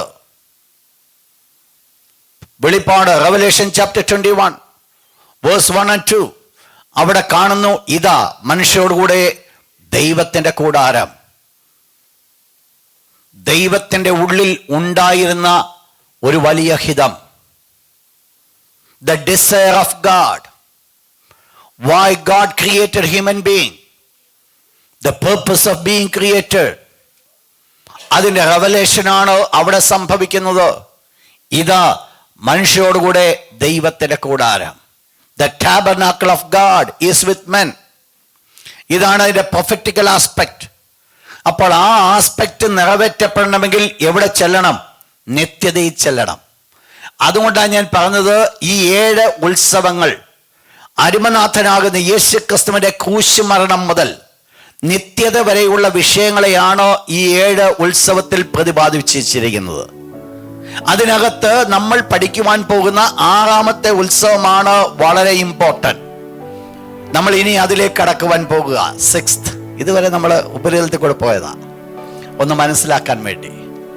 നമ്മൾ പഠിക്കുവാൻ പോകുന്ന 6ാമത്തെ ഉത്സവമാണ് മഹാപാപ പരിഹാര പെരുന്നാൾ. മഹാപാപ പരിഹാര പെരുന്നാൾ. മഹാപാപ പരിഹാര പെരുന്നാൾ. നിങ്ങൾ ആ വാക്യങ്ങൾ നിങ്ങൾ നോട്ട് ചെയ്തോണം. Leviticus chapter 23 verse 26 to 32. Leviticus chapter 16, Numbers chapter 29 verse 7 to 11. Numbers 29 verse 7 to 11. നിങ്ങൾ ഈ ഭാഗം നിങ്ങൾ പോയി വീട്ടിൽ പോയി നന്നായിട്ട് വായിക്കണം. ഇന്നേതായാലും ഈ വിഷയം തീരത്തില്ല. അടുത്ത ക്ലാസ്സിൽ ഈ വിഷയം തീർക്കണം. അന്നേരം നിങ്ങളൊന്ന് വായിച്ചുകൊണ്ട് വന്നാൽ വളരെ ഈസി ആയിട്ട് എനിക്കങ്ങ് പഠിപ്പിച്ച് പോകാനും പറ്റും. ഓക്കെ, അന്നേരം ഈ ഭാഗങ്ങൾ നിങ്ങൾ വായിച്ചോണം. ഇതിൽ വളരെ പ്രാധാന്യമായിരിക്കുന്നത് ടൈം. ഏതാണ് സമയം? എന്നാണത് time? Leviticus chapter 23 verse 27. Verse 27. 7-ാം മാസം 10-ാം തീയതി. അപ്പോൾ അത് ഏത് ദിവസമാണ്? ദ ജൂബിലി ഓഫ് അറ്റോൺമെന്റ്, ഉത്സവത്തിന്റെ പാപപരിഹാര പെരുന്നാളിന്റെ ഉത്സവം എന്ന് പറയുന്നത് 7th month 10th, 7ാം മാസം 10ാം തീയതി. അത് എവിടെ തുടങ്ങി എവിടെ അവസാനിപ്പിക്കണം? Verse 32, the same chapter, verse 32. ആ മാസം 9ാം തീയതി വൈകുന്നേരം മുതൽ പിറ്റേന്നാൾ വൈകുന്നേരം വരെ, അപ്പോൾ 9ാം തീയതി വൈകിട്ട് മുതൽ 10ാം തീയതി വൈകിട്ട് വരെ ഫാസ്റ്റിങ്ങിന്റെ ടൈം. വൈകിട്ട് കഴിച്ചു കഴിഞ്ഞാൽ അടുത്ത ദിവസം വൈകിട്ട്. 9ാം തീയതി വൈകിട്ട് മുതൽ 10ാം തീയതി വൈകിട്ട് വരെ ഈ 24 hours ആണ് അവരുടെ ഉത്സവത്തിൻ്റെതായിരിക്കുന്ന ദിവസം. എന്തായിരിക്കണം അവരുടെ ആറ്റിറ്റ്യൂഡ്? എന്തായിരിക്കണം അവരുടെ ആറ്റിറ്റ്യൂഡ്? എന്ത് ചെയ്യണം? 1 verse 27, അതേ ചാപ്റ്റർ, verse 27. അപ്പോൾ അന്നത്തെ പ്രത്യേകത എന്ന് പറഞ്ഞത് വിശുദ്ധ ശബത്ത് നിങ്ങൾക്കുണ്ടായിരിക്കണം, വിശുദ്ധ സഭായോഗം ഉണ്ടായിരിക്കണം. അപ്പോൾ പ്രാധാന്യമായിരിക്കുന്നത് അന്ന് അവർക്ക് വിശുദ്ധ സഭായോഗം ഉണ്ടായിരിക്കണം എന്ന് പറഞ്ഞാൽ അവരുടെ കൂടാരത്തിൽ ചെന്നിട്ട് ദൈവത്തോടുള്ള ഒരു കൂട്ടായ്മ അവർക്കുണ്ടായിരിക്കണം, വിശുദ്ധ സഭായോഗം. അപ്പോൾ വെറുതെ അവർ വീട്ടിലിരിക്കുവാനായിട്ട് ദൈവം അനുവദിക്കത്തില്ല. ആണുങ്ങൾ മുഴുവൻ ദൈവത്തിന്റെ സമാഗമന കൂടാരത്തിലേക്ക് ചെന്നിട്ട് ദൈവത്തോടുള്ള ആയിരിക്കുന്ന കൂട്ടായ്മ ആചരിക്കുന്ന ഒരു ദിവസമായിരിക്കും ആ ഹോൾ ഡേ. വിശുദ്ധ സഭായോഗം ഉണ്ടായിരിക്കണം. നെക്സ്റ്റ്, അതിന്റെ 32ാമത്തെ വാക്യം. അത് നിങ്ങൾക്ക് സ്വസ്ഥതയ്ക്കുള്ള ശബത്ത്. ആ ദിവസത്തിന്റെ പ്രത്യേകത ഒരു ശബത്ത് ദിവസത്തിന്റെ അനുഭവമായിരിക്കണം. ജസ്റ്റ് ലൈക്ക് എ ശബത്ത് ഡേ. ശബത്ത് ഡേയുടെ പ്രത്യേകത നിങ്ങൾക്കറിയാം. ഒരു ഇസ്രയേലിൻ ഒരു ശബത്ത് ദിവസം 1/4 മൈല് അത്രയേ ഉള്ളൂ നടക്കുവാനായിട്ട് സാധിക്കുന്നത്. അതിലുപരിയായിട്ട് നടക്കുവാനായിട്ട് സാധ്യമല്ല. അതുകൊണ്ടാണ് ഇസ്രയേൽ മക്കളുടെ വസിക്കുന്ന ഒരു ചുറ്റുപാടുകളായിട്ട് അവരുടേതായിരിക്കുന്ന പള്ളികൾ, സിനഗോഗ്സ് വെച്ചിരിക്കുന്നത്. കാരണം അവർക്ക് ശബത്ത് ദിവസം കൂടുതൽ നടക്കാൻ പറ്റത്തില്ല. ഇതാണ് അവർക്ക് ചെയ്യാൻ പറ്റുന്ന നടക്കേണ്ട ഒരു ദൂരം. അതിലുപരിയായിട്ട് അവർക്ക് നടക്കാൻ പോലും പറ്റത്തില്ല. നിങ്ങൾ മനസ്സിലായി, ദൈവം വളരെ സ്ട്രിക്റ്റ് ആയിട്ട് ഇസ്രയേൽ മക്കൾക്ക് കൊടുത്ത ഒരു കൽപ്പനയാ. അപ്പൊ ശബത്തിൽ എന്തുണ്ടായിരിക്കണം? ശബത്തിന്റെ ദിവസത്തിന്റെ പ്രത്യേകത എന്ന് പറയുന്നത് ദൈവത്തിന്റെ സന്നിധാനത്തിലേക്ക് കടന്നു ചെന്ന് വിശുദ്ധ സഭായോഗം കൂടുന്ന ഒരു ദിവസമായിരിക്കണം. അത് ഇവിടെ നമ്മൾ 7ാം മാസം 10ാം തീയതി പറയുമ്പോൾ വീക്കിലി നടക്കുന്ന ഉത്സവത്തിന്റെ ഒരു ഉത്സവം ഉള്ളൂ. ആ ഉത്സവമാണ് ശബത്ത് എന്ന് പറയുന്നത്. ശബത്ത് എന്ന് പറയുന്ന ഒരു ഉത്സവമാണ്. എവറി വീക്ക് നടക്കുന്ന ഉത്സവം. ആ ഉത്സവത്തിന്റെ പ്രത്യേകത ഇത് തന്നെയാണ്, സ്വസ്ഥമായിരിക്കണം. അപ്പോൾ ആഴ്ചയിൽ ഒരു ദിവസം ദൈവത്തിന്റെ പാദങ്ങൾ സ്വസ്ഥമായിരിക്കേണ്ടത് ദൈവം തന്റെ മക്കളെ കുറിച്ച് ആഗ്രഹിക്കുന്ന കാര്യമാണ്. ആഴ്ചയിൽ 7 ദിവസവും ഓടിച്ചാടി നടക്കുവാനല്ല ദൈവം ആഗ്രഹിക്കുന്നത്. അറ്റ്ലീസ്റ്റ് നമ്മുടെ ജീവിതം ദൈവമായിരിക്കുന്ന ബന്ധത്തിൽ നമുക്ക് കൊണ്ടുപോകണമെങ്കിൽ we have to separate a day. നമ്മൾ ദൈവത്തിന്റെ പാദങ്ങൾ ഒരു ദിവസം വേർതിരിച്ച് ദൈവത്തോടുകൂടെ പറ്റിച്ച് നിരിപ്പാൻ തക്കവണ്ണം ദൈവം ആഗ്രഹിക്കുമ്പോൾ ആ ദിവസം നമ്മൾ ചെയ്യുന്നില്ല എങ്കിൽ എനിക്കും നിങ്ങൾക്കും ആത്മീയമായിട്ട് മുൻപോട്ട് കടന്നു പോകാൻ സാധ്യമല്ല. അതാ പലപ്പോഴും നമ്മുടെയൊക്കെ ലൈഫിൽ സൺഡേ നാട്ടിലൊക്കെ ആരാധനയ്ക്കായി വെച്ചിരിക്കുന്നത്. നിങ്ങൾക്കറിയാം, നമ്മുടെ അപ്പച്ചന്മാരൊക്കെ വളർന്നു വന്ന സാഹചര്യത്തിൽ ഈവൻ കൊയ്ത്ത് സമയമാണെങ്കിലും അവർ ഞായറാഴ്ച ഒരു ദിവസമാണെങ്കിൽ അവർ കൊയ്യാൻ പോകത്തില്ല. ഈവൻ കുഞ്ഞുങ്ങളെ ഒരു ട്യൂഷന് പോലും വിടത്തില്ല. ഇന്ന് കാലങ്ങളൊക്കെ മാറിപ്പോയി, ഇന്നെല്ലാം മോഡിഫൈഡായി. അതുകൊണ്ട് ഇന്ന് നമുക്ക് അതിനകത്ത് യാതൊരു മടിയുമില്ല. നമ്മൾ എന്ത് വേണമെങ്കിലും ചെയ്യും, ആരാധന മുടക്കി വെച്ച് വേണമെങ്കിലും വിടും. പക്ഷെങ്കിൽ അന്ന് നമ്മെ വളർത്തിക്കൊണ്ട് വന്ന സമയത്ത് നമ്മുടെ അപ്പച്ചന്മാരുടെ ജീവിതം അതായിരുന്നു. വാസ്തവത്തിൽ നാം അനുഗ്രഹിക്കപ്പെട്ടതിന് ഒരു കാരണം അതാ. ദൈവത്തിന്റെ കരങ്ങൾ നമ്മുടെ ജീവിതത്തിൽ അനുഭവിക്കുവാൻ ഇടയായിത്തീർന്നത് ആരാധനയുടെ വില മനസ്സിലാക്കി, ആരാധനയുടെ പ്രത്യേകത മനസ്സിലാക്കിക്കൊണ്ട് ജീവിച്ച സമയം ഞാൻ ഓർക്കുന്നുണ്ട്. ഞങ്ങളൊക്കെ കുഞ്ഞായിരുന്ന സമയത്ത് സാറ്റർഡേ, ശനിയാഴ്ച ദിവസമാണെങ്കിൽ പബ്ലിക് എക്സാമിന്റെ സമയമാണെങ്കിലും ശനിയാഴ്ച വൈകിട്ട് 6 മണിയാകുമ്പോൾ 7 മണിയാകുമ്പോൾ അമ്മച്ചി ചോദിക്കുമായിരുന്നു, എടാ നീ സൺഡേ സ്കൂളിൻ്റെ പഠിച്ചോ? അന്ന് പഠിക്കാനായിട്ടുള്ളത് നോർമൽ പുസ്തകമായിരുന്നില്ല, സൺഡേ സ്കൂളിൻ്റെ പുസ്തകമാണ്. ഇന്ന് സൺഡേ സ്കൂളിൽ വല്ലതും പഠിപ്പിക്കുന്നവർ പഠിപ്പിക്കുന്നതല്ലാതെ വീട്ടുകാരെത്ര ശ്രദ്ധിക്കുന്നുണ്ടെന്നുള്ളത് നമുക്ക് പോലും അറിയത്തില്ല.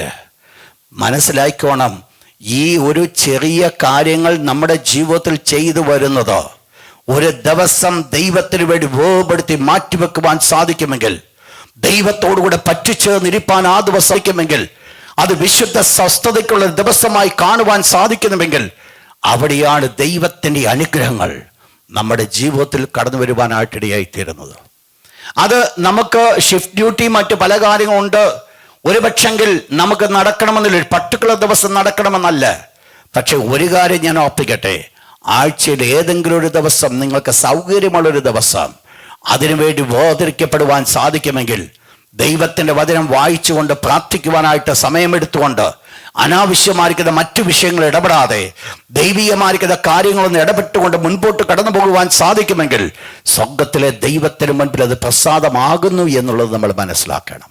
ഇവിടെ ഞാൻ മുൻപോട്ട് കടന്നു പോകട്ടെ. എന്താണ് ആ ദിവസത്തിൻ്റെ പ്രത്യേകത? ആ ദിവസത്തിൻ്റെ രണ്ടാമത്തെ പ്രത്യേകതയാണ് അത് സ്വസ്ഥത ദിവസമായിരിക്കണം, ശാബത്ത് ദിവസമായിരിക്കണം. എന്തുവാ ശാബത്ത് ദിവസത്തിന്റെ പ്രത്യേകത? വായിച്ചോട്ട് അതിന്റെ 30-ാമത്തെ വാക്യം, വേഴ്സ് 13. അന്ന് ആരെങ്കിലും വല്ല വേലയും ചെയ്താൽ നശിപ്പിക്കും. സ്വർഗത്തിലെ ദൈവം നശിപ്പിക്കും. നിങ്ങൾക്കറിയാം, ഒരു ഇസ്രയേലിൻ കടന്നു പോയിട്ട് ശാബത്ത് ദിവസം വിറക് പെറുക്കാനായിട്ട് പോയി. മോശയോട് വന്ന് ജനം പറഞ്ഞു, വേണ്ട ഇവൻ വിറക് പെറുക്കാൻ പോയെന്ന് പറഞ്ഞു. അവനെ കൊണ്ട് സെപ്പറേറ്റ് സെല്ലിൽ അടച്ചിട്ട് ദൈവത്തിൻ്റെ ആലോചനയ്ക്ക് വേണ്ടി കാത്തിരുന്നു. ദൈവം മോശയോട് ഇപ്രകാരം പറഞ്ഞു, ശബത്തിൽ വേല ചെയ്യുന്നവനെ കല്ലെറിഞ്ഞ് കൊല്ലണം, ശരീരത്താരെ തൊടരുത്. അവനെ കല്ലെറിഞ്ഞ് കൊന്നു. വിറക് പെറുക്കിയവനെയാ കൊന്നത്. അതായിരുന്നു അന്നത്തെ നിയമം. ദൈവത്തിന്റെ തിരുവചനം പറയുന്നു, ശബത്ത് നാളിൽ ആരെങ്കിലും വേല ചെയ്യുന്നുവെങ്കിൽ അവനെ അവന്റെ ജനത്തിൽ നിന്ന് ഞാൻ ഛേദിച്ചു കളയും. അപ്പോൾ ദൈവം എത്രത്തോളം വാഞ്ചിക്കുന്നുണ്ട് എൻ്റെ ജീവിതത്തിൽ. അതുകൊണ്ട് ആഴ്ച ഒരിക്കൽ ദൈവത്തോട് ബന്ധപ്പെടാമെന്നല്ല, ഇവരെ എഴുന്നേൽക്കുമ്പോഴും ഇരിക്കുമ്പോഴും കിടക്കുമ്പോഴും ഇവരെ മക്കളോട് പറഞ്ഞു കൊടുക്കേണ്ടത് ദൈവത്തിൻ്റെ വചനമാണ്. അപ്പോൾ അത് രാവും പകലും വൈകിട്ട് ഇങ്ങനെ ദിവസം മുഴുവൻ അവർ പറഞ്ഞുകൊണ്ടിരുന്നാലും ആഴ്ച ഒരു ദിവസം അവർ സെപ്പറേറ്റ് ചെയ്തോണം. അതായിരിക്കും മറ്റുള്ള ദിവസത്തേക്കാൾ മോർ ക്ലോസ് ടു ഗാഡ്. അതായിരിക്കും മറ്റുള്ള ദിവസത്തേക്കാൾ കൂടുതലായിട്ടുള്ളത്. അപ്പോൾ ദൈവത്തോട് അവർ ചേർന്നിരിക്കുന്ന ഒരു സമയം. എന്താ ഇവിടുത്തെ വിഷയം? അന്ന് ആരെങ്കിലും വല്ല വേലയും ചെയ്താൽ അവനെ അവന്റെ ജനത്തിന്റെ ഇടയിൽ നിന്നോ ഞാൻ ഛേദിച്ചു. താഴോട്ട് വായിച്ചാട്ടത് ദിവസം ഒരു റിപ്പന്റ് ചെയ്യുന്ന ഒരു ദിവസമാണ് എന്ന് പറഞ്ഞാൽ, ആ ദിവസം നമ്മുടെ ജീവിതത്തിലെ തെറ്റുകളെ കുറിച്ച് നമ്മൾ ബോധവാന്മാരായി ആ തെറ്റുകളെ നമ്മളത് മനസ്സിലാക്കി ദൈവത്തോട് ഏറ്റുപറയുന്ന ഒരു ദിവസമാണ് ഈ ആത്മതപനം ചെയ്യുന്ന ദിവസം. ഇതാണ് ഈ ദിവസത്തിന് ഇതിന്റെ പ്രത്യേകത. അപ്പോൾ ഇവർക്ക് എന്തു വേണം? 7-ാം മാസം 10-ാം തീയതി എന്ന് പറയുന്നത് അവർ ആത്മതപനം ചെയ്യുന്ന ദിവസമായിരിക്കും. തങ്ങളുടെ പാപങ്ങൾ ദൈവത്തോട് അവർ ഏറ്റുപറയുന്നത്. നിങ്ങൾ മനസ്സിലാക്കണം, ആത്മതപനം ചെയ്യുമ്പോൾ ഒരു കാര്യം ആവശ്യമാണ്. വേറെ രീതിയിൽ നമ്മൾ നോക്കിയാൽ ആത്മതപനം ചെയ്യുക എന്ന് പറഞ്ഞാൽ അത് നമ്മൾ ചെയ്യുന്നത് നമ്മുടെ ബോഡിയെ, നമ്മുടെ ഫ്ലഷിനെ നമ്മൾ മരിപ്പിക്കുക ചെയ്ത്, മോർട്ടിഫൈ അവർ ഫ്ലഷ്. മോർട്ടിഫൈ അവർ ഫ്ലഷ്, നമ്മുടെ ജഡത്തെ നമ്മൾ മരിപ്പിക്കുക ചെയ്യുന്നത്. ഇതാണ് ആത്മതപനത്തിന്റെ 1-ാമത്തെ ഘട്ടം എന്ന് പറയുന്നത്. ജഡത്തെ നമ്മൾ മരിപ്പിക്കാതെ ആത്മതപനം ചെയ്യുവാൻ സാധ്യമല്ല. ജഡമാണ് മരിക്കപ്പെടേണ്ടത്. ജഡത്തിന്റെ ചിന്തകളെയാണ് കൊല്ലേണ്ടത്. ജഡത്തിന്റെ ചിന്തകളെയാണ് മരിപ്പിക്കേണ്ടത്. ആ ജഡത്തിന്റെ ചിന്തകളെ മരിപ്പിച്ചെങ്കിൽ മാത്രമേ ആത്മതപനം ചെയ്യുവാനായിട്ട് സാധിക്കുകയുള്ളൂ. താഴോട്ട് വായിച്ചാട്ടത്. അപ്പോൾ ഇവിടെ ഈ 10-ാം തീയതി നിങ്ങൾ ചെയ്യേണ്ടത് ആത്മതപനം ചെയ്യണം. ഇവിടെ വെച്ച് ഞാൻ അവസാനിപ്പിക്കുക. അപ്പോൾ നമ്മുടെ പ്രിപ്പറേഷനാണ്, ഇസ്രായേൽ മക്കൾ ചെയ്യേണ്ട പ്രിപ്പറേഷനാണ് ഞാൻ പറഞ്ഞു വന്നത്. അവർ എന്ത് ചെയ്യണം? 7-ാം മാസം 10-ാം തീയതി, 9-ാം തീയതി വൈകിട്ട് മുതൽ 10-ാം തീയതി വൈകിട്ട് വരെ അവരെന്ത് ചെയ്യണം? അവർക്ക് സ്വസ്ഥതയ്ക്കുള്ള ദിവസമാണ്. അവർ വിശുദ്ധ സഭായോഗം അവർ കൂടേണ്ടതാ. ദൈവത്തിന്റെ ആലയത്തിലേക്ക് ചെന്ന് അവർ ആരാധിക്കേണ്ടതാ. മൂന്ന് നമ്മൾ കണ്ടത്, അന്ന് ഒരു വേലയും അവർക്ക് ചെയ്യുവാൻ സാധ്യമല്ല, ഒരു പണിയും ചെയ്യുവാൻ അവർ ദൈവം ആഗ്രഹിക്കുന്നില്ല. നാലാമത് കണ്ടത്, അവർ എന്ത് ചെയ്യേണ്ട ദിവസമാണ്? സ്വയമായിട്ട് റിപ്പന്റ് ചെയ്യേണ്ട ദിവസമാണ്. തങ്ങളെ തന്നെ താഴ്ത്തിക്കൊണ്ട് ദൈവകരങ്ങളിലേക്ക് സമർപ്പിച്ചുകൊണ്ട് ദൈവത്തിന്റെ വചനം വായിക്കുമ്പോൾ, ദൈവത്തിന്റെ വചനം ധ്യാനിക്കുമ്പോൾ അതിനനുസരണമായി തങ്ങളുടെ ജീവിതത്തെ ഏൽപ്പിച്ചു കൊടുക്കുന്നു. നിങ്ങൾ മനസ്സിലാക്കണം, ആത്മതപനം ചെയ്യുക എന്ന് പറഞ്ഞപ്പോൾ കൊടും പാപിയായിരുന്ന പാപത്തെ ഏറ്റുപറയുന്നതെന്ന് മാത്രമല്ല ഞാൻ പറഞ്ഞു വരുന്നത്. ആത്മതപനം ചെയ്യുന്ന ഒരു സമയമായിരിക്കും ദൈവത്തിന്റെ വചനം നാം വായിക്കുമ്പോഴും ദൈവത്തിന്റെ വചനം നാം ധ്യാനിക്കുമ്പോഴും നമ്മുടേതായിരിക്കുന്ന ഏതുമില്ലായ്മയെ നമ്മൾ ഓർക്കുമ്പോൾ ആ ദൈവത്തിന്റെ കരങ്ങളിലേക്ക് നമ്മെ തന്നെ ഏൽപ്പിച്ചു കൊടുത്ത്, എൻ്റെ ദൈവമേ ഞാൻ ഒന്നുമില്ലല്ലോ എന്ന് ദൈവത്തോട് പറയുന്നതാണ് ആത്മതപനം എന്ന് പറയുന്നത്. ഞാൻ ഈ പാപം ചെയ്തിട്ട് പാപത്തെ ഏറ്റു പറയുന്നതിനെ കുറിച്ചല്ല ഞാൻ പറഞ്ഞു വരുന്നത്. അത് ലോകമനുഷ്യന്റെ പ്രത്യേകതയാണ്. ദൈവമക്കൾക്ക് അപ്രകാരമുള്ള അവസ്ഥയല്ല. പിന്നെയോ അവർ എന്ത് ചെയ്യുന്നു? ദൈവത്തിന്റെ തിരുവചനത്തിന് മുൻപിൽ ദൈവത്തിന്റെ വചനമായിട്ട് അവരായിരിക്കുമ്പോൾ, ദൈവത്തിന്റെ വചനം അവർ ധ്യാനിക്കുമ്പോൾ, അവർ ദൈവത്തിന്റെ വചനം അവർക്ക് വെളിപ്പെടുത്തി തരുന്നതായിരിക്കുന്ന ഭാഗങ്ങളിലേക്ക് അവർ കടന്നു വരുമ്പോൾ, അവർ തങ്ങളുടേതായിരിക്കുന്ന സ്വന്തം അവസ്ഥകളെ മനസ്സിലാക്കിക്കൊണ്ട് അവർ സ്വർഗത്തിലെ ദൈവത്തോട് ഒന്ന് വിളിച്ചു പറയും, എൻ്റെ ദൈവമേ, ഈ ലെവലിലേക്ക് ഞാൻ ഇതുവരെ വന്നിട്ടില്ല, എന്നെ ആ ലെവലിലേക്ക് ഒന്ന് മാറ്റണമേ. ഇതാണ് വേണ്ടത്. ഇതാണ് ദൈവത്തിന്റെ ദാസൻ പറയുന്നത്. സഹോദരന്മാരെ, നിങ്ങളുടെ മനസ്സ് പുതുക്കി രൂപാന്തരപ്പെടുവേ. ക്രിസ്തുവിന്റെ മനസ്സിലേക്ക് ഞാൻ നിങ്ങൾ കടന്നു വരിക. ആ ഒരവസ്ഥയിലേക്ക് കടന്നു വന്നെങ്കിൽ മാത്രമേ നമ്മുടെ ആത്മതപനം കൊണ്ട് അർത്ഥമാകത്തുള്ളൂ. ആ ദിവസം നിങ്ങൾക്കറിയാം, പഴയ നിയമത്തിൽ നമ്മൾ പഠിക്കുമ്പോൾ ആത്മതപനം എന്ന് പറയുന്നത് ഫാസ്റ്റിങ്ങോടുകൂടെ ചെയ്യുന്ന കാര്യമാണ്, ഉപവാസത്തോടുകൂടെ. എന്തിനാ ഉപവസിക്കുന്നതെന്നറിയാമോ? ഉപവാസം കഴിഞ്ഞിട്ട് അതിനേക്കാൾ ഗംഭീര ആഹാരം കഴിക്കാനല്ല. ഉപവസിക്കുന്നതിൻ്റെ പ്രധാനപ്പെട്ട കാരണം ആ സമയം കൂടെ എൻ്റെ ദൈവത്തോട് പറ്റിച്ചേർന്നിരിക്കാനാണ്. ഞാൻ ആഹാരം കഴിക്കുവാൻ വേണ്ടി അഥവാ ഒരുക്കേണ്ടതായിരിക്കുന്ന സമയം, മറ്റുള്ള കാര്യങ്ങൾക്ക് വേണ്ടി ഞാൻ ചെലവഴിക്കുന്ന സമയം, ആ അവസ്ഥയിൽ നിന്ന് വിട്ടുമാറിക്കൊണ്ട് എൻ്റെ ദൈവത്തിൻ്റെ പാദങ്ങളിലേക്ക് ചെന്ന് പറ്റിച്ചേർന്നിരിക്കേണ്ടതായിരിക്കുന്ന സമയമാണ് അത്. ഇന്ന് രാത്രി ദൈവത്തിന്റെ ദാസൻ യെശയ്യാവ് 58 പ്രകാരം പറഞ്ഞു, സ്വർഗത്തിലെ ദൈവം ചോദിക്കുക, ഞാൻ നിങ്ങളോട് ആത്മതപനം ചെയ്യുവാൻ പറഞ്ഞത് ഇങ്ങനെയോ? നിങ്ങളുടെ തലയെ കുനിക്കുകയാണോ ഇത് വേണ്ടത്? നിങ്ങളുടെ രട്ടുകൾ കീറുന്നതാണോ വേണ്ടത്? നിങ്ങൾ അന്യായമായി ചെയ്തുകൊണ്ട് ഈ കാര്യങ്ങൾ ചെയ്യുന്നതുകൊണ്ടാണോ നിങ്ങൾ ആത്മതപനം ചെയ്യുന്നത്? ഇത് നിങ്ങളോട് ചോദിച്ചതാ. എന്നിട്ട് പറയുന്നത്, നിങ്ങളുടെ വഴികളെ നന്നാക്കുക, നിങ്ങളുടെ പാതകളെ നന്നാക്കുക, അവർ വിധവമാക്ക് ന്യായം പാലിച്ചു കൊടുക്കുക, അനാഥന്മാരെ സംരക്ഷിക്കുക, വിശപ്പുള്ളവരെ നീ കാണുമ്പോൾ നിന്റെ വീട്ടിൽ കയറ്റ്, വീട്ടിൽ കൊണ്ടുപോവാ, നഗ്നരെ നീ ഉടുപ്പിക്കുക. ദൈവം ചെയ്യുവാൻ ആഗ്രഹിക്കുന്ന ദൈവികമായിരിക്കുന്ന ക്വാളിറ്റി എന്നിൽ കൂടെ വെളിപ്പെടുന്നതാണ് എൻ്റെ ജീവിതത്തിൻ്റെ ആത്മതപനത്തിൻ്റെ ആഫ്റ്റർ എഫക്റ്റ് എന്ന് പറയുന്നത്. ഞാൻ റിപ്പന്റ് ചെയ്യുന്നു എന്നുള്ളതിൻ്റെ തെളിവാണ് എൻ്റെ തുടർന്നുള്ള പ്രവൃത്തിയിൽ കൂടെ വെളിപ്പെടുന്നത്. ഞാൻ അനുദപിച്ചു എന്ന് പറഞ്ഞിട്ട് ജീവിതത്തിൽ ഒരു മാറ്റങ്ങളും ഇല്ല എങ്കിൽ അനുദപിച്ചു എന്ന് പറയുന്നതുകൊണ്ട് യാതൊരു കാര്യവുമില്ല. അനുദപിച്ചില്ലെന്നല്ല ഞാൻ പറഞ്ഞു വരുന്നത്, അനുദപിച്ചത് വീണ്ടും എടുത്തിട്ടുകൊണ്ട് ഞാൻ പോകുന്നു എന്നുള്ളതാണ് ഞാൻ പറഞ്ഞു വരുന്നത്. എന്താ വേണ്ടത്? അത് ദൈവത്തിന്റെ കരങ്ങളിലേക്ക് ഏൽപ്പിച്ചു കൊടുത്ത് ജീവിതത്തിന് രൂപാന്തരത്തിന് വേണ്ടി ആഗ്രഹിക്കുന്നുവെങ്കിൽ, ക്രിസ്തുവിനോട് ചേർന്ന് ക്രിസ്തുവിനെ പോലെ ആയിത്തീരുവാൻ ദൈവം നമ്മെ വിളിച്ചിരിക്കുമ്പോൾ ആ വിളിയിലേക്ക് എനിക്ക് നിങ്ങൾ കടന്നു വരുവാൻ സാധിക്കുമെങ്കിൽ അതാണ് സ്വർഗത്തിലെ ദൈവം എക്സ്പെക്ട് ചെയ്യും. നമുക്കെല്ലാവർക്കും നമ്മുടെ കണ്ണുകളെ അടയ്ക്ക് കർത്താവിൻ്റെ വിശുദ്ധ മുഖത്തെ കണ്ണുകൾ നോക്കി തിരിച്ചുകൊണ്ട് ഇന്ന് രാത്രി ഒന്ന് ശാന്തമായി ചിന്തിച്ചാട്ട്, ദൈവം ഇസ്രായേൽ മക്കൾ കൊടുത്ത ഒരു ഉടമ്പടിയായിരുന്നു, ഒരു കൽപ്പനയായിരുന്നു, ഒരു ഫെസ്റ്റിവലായിരുന്നു, ഒരു ഉത്സവമായിരുന്നു. 7-ാം മാസം 10-ാം തീയതി അവർ ചെയ്യേണ്ടതായിരിക്കുന്ന പാപ പരിഹാര പെരുന്നാൾ എന്ന് പറയുന്നത്, അന്നത്തെ പ്രത്യേകത എന്ന് പറയുന്നത് വിശുദ്ധ സഭായോഗം കൂടേണ്ട ദിവസം ദൈവത്തിന്റെ പാദപടങ്ങളിൽ തങ്ങളുടെ തെറ്റുകൾ ഏറ്റുപറഞ്ഞ് ദൈവത്തോട് നിരപ്പാകേണ്ട ഒരു സമയം. ഇന്ന് രാത്രി ഒന്ന് ശാന്തമായി ചിന്തിച്ച് ഏത് ഭാഗത്താണ് ക്രമീകരണം വരുത്തേണ്ടതുണ്ടെങ്കിൽ ഇന്ന് രാത്രി ദൈവത്തോട് പറഞ്ഞാട്ട്, എൻ്റെ പിതാവേ, അങ്ങയുടെ വിശുദ്ധ പാദാന്തിയെ അടിയൻ കടന്നു വന്ന് അങ്ങയുടെ പാദപടങ്ങളിൽ ഇരുന്നു കൊണ്ട് എൻ്റെ ജഡത്തെ മരിപ്പിച്ചുകൊണ്ട് അങ്ങയുടെ ഇഷ്ടം എന്നെ കൂടെ നിറവേറ്റപ്പെടുവാൻ ഇതാ എൻ്റെ ജീവിതത്തെ ഏൽപ്പിച്ചു തരുന്നുവെന്ന് പറഞ്ഞുകൊണ്ട് ദൈവത്തിന്റെ കരങ്ങളിലേക്ക് ഒന്ന് ഏൽപ്പിച്ചു കൊടുത്താൽ എല്ലാ കണ്ണുകളും ശാന്തമായിട്ട് അടയുമ്പോൾ ഇന്ന് രാത്രി എല്ലാവരും എല്ലാവരും ശ്രദ്ധിച്ച്, എല്ലാവരും ചിന്തിച്ച്, എല്ലാവരും പ്രാർത്ഥിച്ചാട്ട്, എല്ലാവരും ദൈവത്തോട് പ്രാർത്ഥിച്ചാട്ട്. എൻ്റെ കർത്താവേ, ഈ ദിവസങ്ങളിൽ എൻ്റെ പുറത്ത് ഒരു മാറ്റങ്ങൾ വരണമെങ്കിൽ അകത്തൊരു രൂപാന്തരം കടന്നു വരണം. അകത്തൊരു രൂപാന്തരം കടന്നു വരാതെ പുറത്തൊരു മാറ്റങ്ങൾ കടന്നു വരുവാൻ സാധ്യമല്ല. അല്ല എങ്കിൽ പുറത്ത് കാണിക്കുന്ന മാറ്റങ്ങൾ വെറും കപടഭക്തിയുടെ ലക്ഷണമായിരിക്കുക. എൻ്റെ കർത്താവേ, ഈ ദിവസങ്ങളിൽ എൻ്റെ ഉള്ളിൽ മാറ്റങ്ങൾ വരുവാൻ, ദൈവത്തെ പോലെ ആയിത്തീരുവാൻ, എൻ്റെ യേശുവിനോട് അനുരൂപനായി തീരുവാൻ എനിക്ക് കൃപ ചെയ്യണമേ ദൈവത്തോട് പറഞ്ഞാട്ടോ.